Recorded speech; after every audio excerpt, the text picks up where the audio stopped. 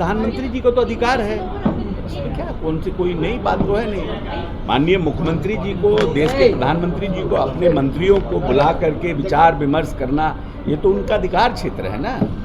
और उन्होंने आज कैबिनेट भी है, तो बहुत प्रक्रिया नॉर्मल प्रक्रिया है, तो कोई बहुत मतलब ऐसा बात तो है नहीं कि इस पर कोई क्वेश्चन किया जाए। प्रधानमंत्री जी का प्रोग्रेटिव है, he can call any time any one as a minister, chief minister also can. लेकिन राहुल गांधी ने जिस तरह से शब्दों का इस्तेमाल किया, घटिया मजाक। देश के प्रधानमंत्री का किसी भी स्तर पर, और खास करके देश के प्रधानमंत्री जब विदेश के दौरे पर हों, तो प्रधानमंत्री के बारे में इस तरह की भाषा का प्रयोग किसी भी राजनीतिक दल के लिए और किसी भी देश के प्रधानमंत्री के लिए उचित नहीं। आनंद मोहन का बयान, तो उन्होंने कहा कि मैं माफी नहीं मांगूंगा चाहे जो करे। जब ठीक है, भाई आप हम कोई बिहेवियर करते हैं, हम कोई काम करते हैं और हम कहेंगे कि नहीं हम ठीक हैं, ये तो जनता ने को एक्सेप्ट करना है। तो जनता समझेगी कि सही है कि गलत है। आप माफ़ी नहीं मांगिएगा, तो हम लोग कह रहे हैं, हम लोग ने कहा माफ़ी मांगी, आप कहें नहीं मांगेंगे, ठीक है ना। The people will India decide कि भाई वो सही कर रहे हैं कि गलत कर रहे हैं।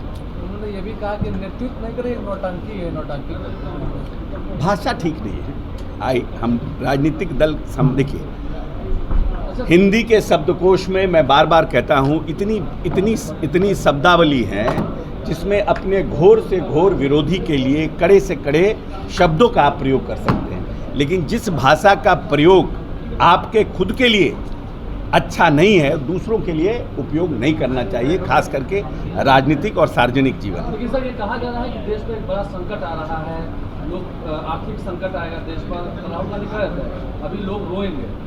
नहीं, हमारे देश के प्रधानमंत्री जी ने कहा कि आर्थिक संकट आ रहा है।